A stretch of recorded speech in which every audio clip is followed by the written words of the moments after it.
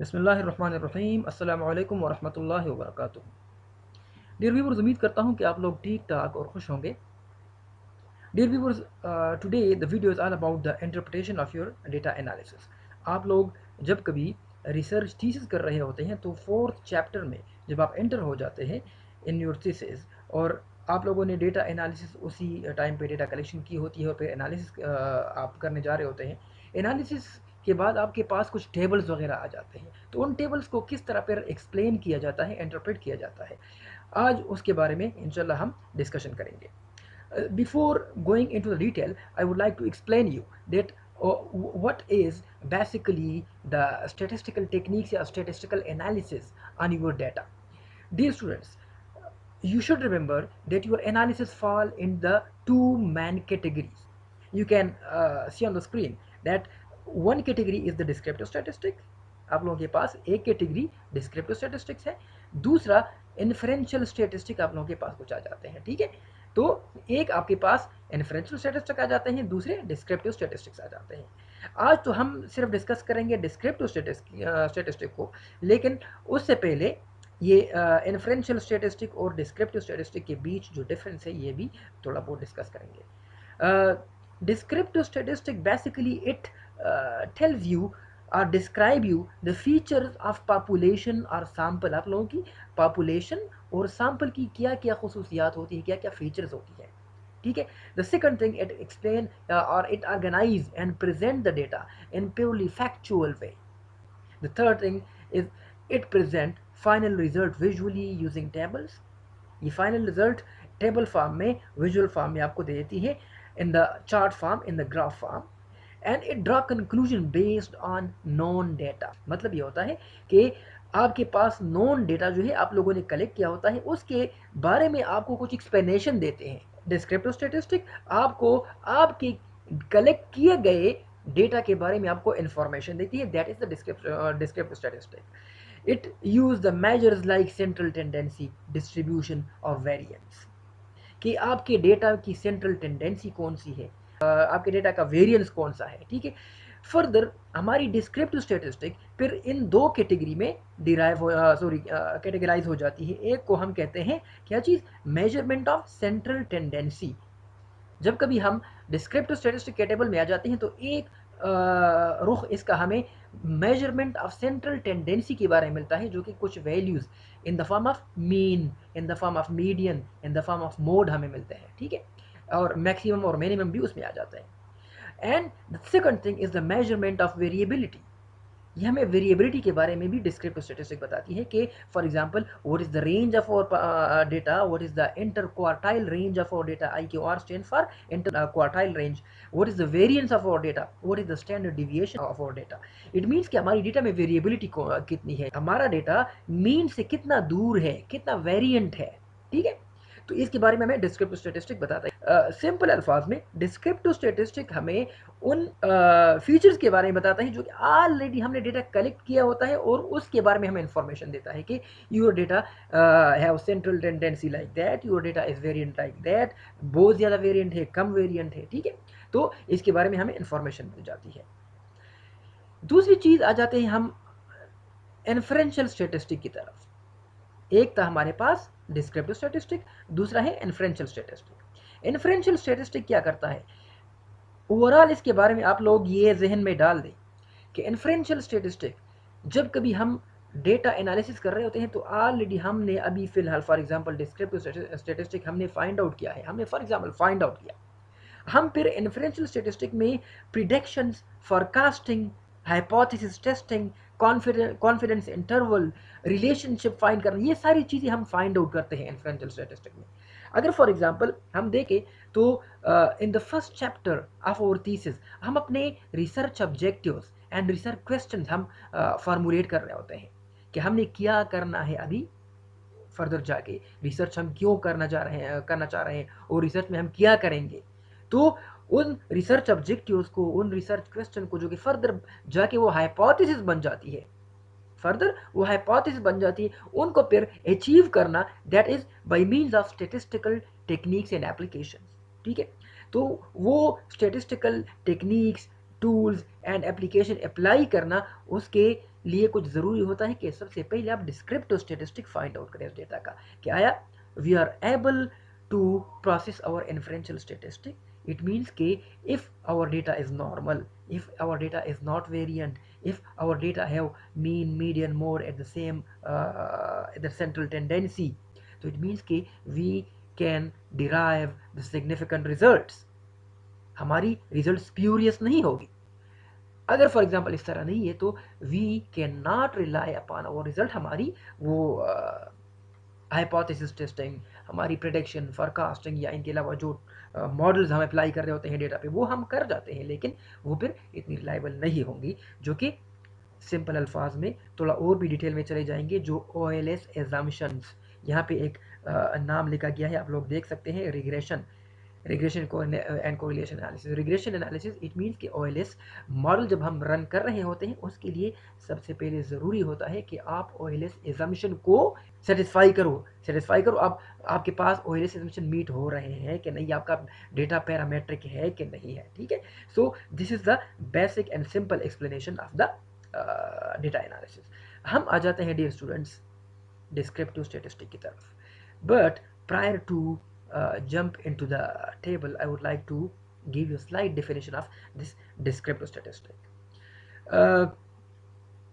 Descriptive statistic, dear student, that is a brief descriptive coefficients that summarizes a given data set. A given data set, ये summarize करता है आपके दिए गए data set को, which can be either a representation of the entire population or a sample of population. आप लोगों ने यह कंप्लीट एंटायर पॉपुलेशन पे आपने रिलाई करना होता है, या और से एक छोटा सा सैंपल आप लोगों ने लिया होता है. ठीक है.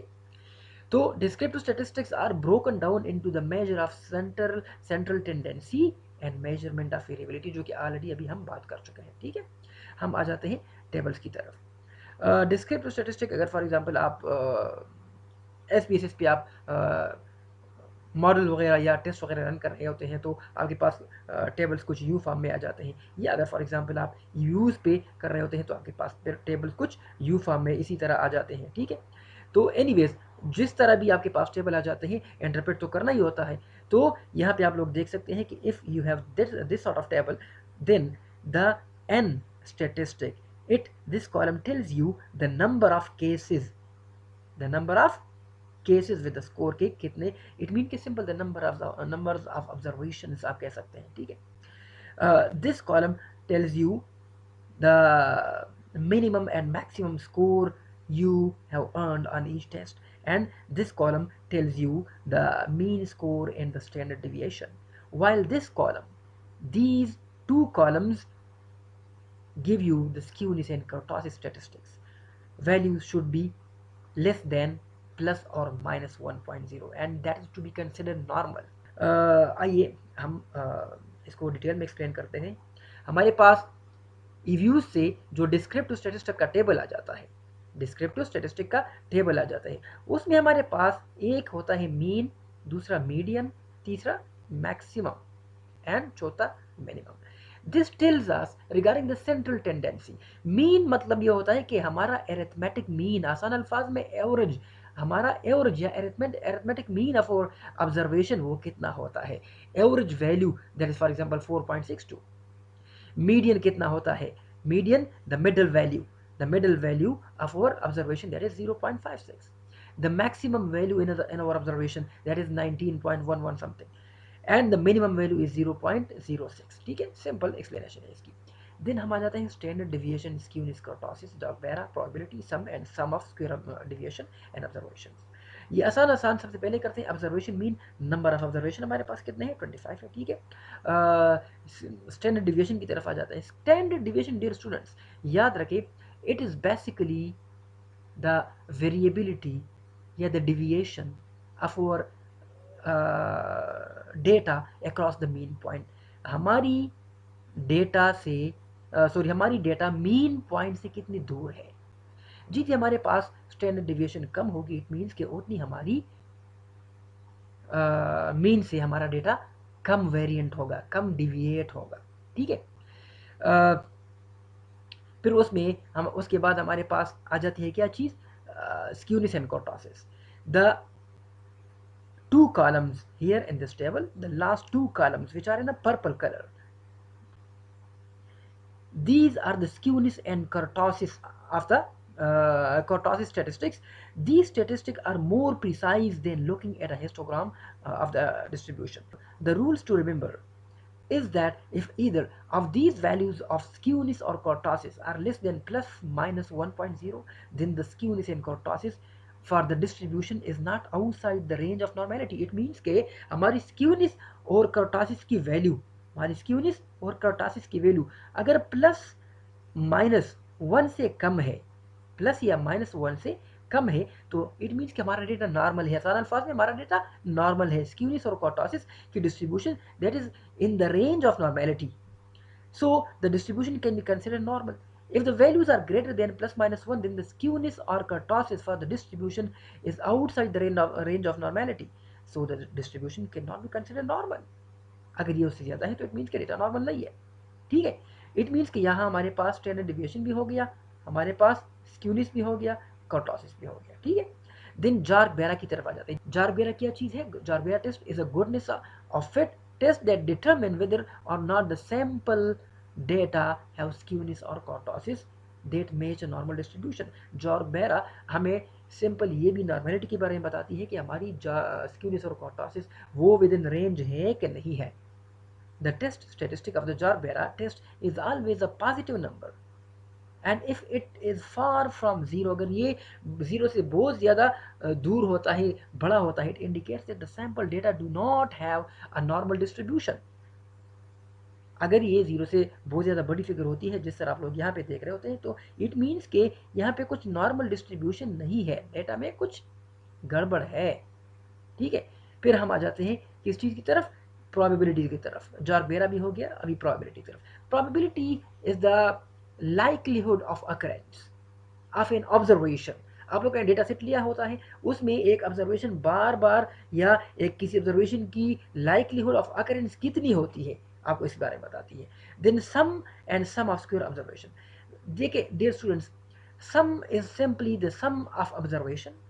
आप लोगों के साथ जितने ऑब्जर्वेशन है उनका सम, उनकी एडिशन, सारे ऑब्जर्वेशन को आप जमा कर दें, simple is that. Sum is the sum of observation while count is the number of observation.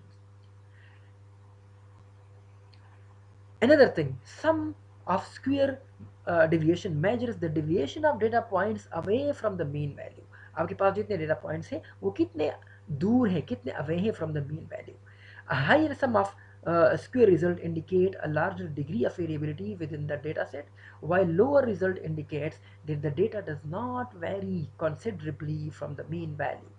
अगर फॉर एग्जांपल आपकी सम ऑफ स्क्वायर ऑब्जर्वेशन उसकी रिजल्ट आप लोगों के पास छोटे छोटे रिजल्ट आ रहे हैं, जिस तरह आप लोग यहाँ पे देख रहे हैं कि 0.007 0.015, ठीक है, इट मीन्स के ये आपकी मेन वैल्यू से इतनी दूर नहीं है। अगर ये ज़्यादा है जिस तरह आप यहाँ पे देख रहे हैं तो इट मीन्स के ये मीन वैल्यू से ज़्यादा दूर है। ठीक है, and at last observation, so these are the number of observation. तो dear students, this was all about the interpretation of your descriptive statistic. उम्मीद करता हूँ कि आप लोगों को समझ आ गई होगी।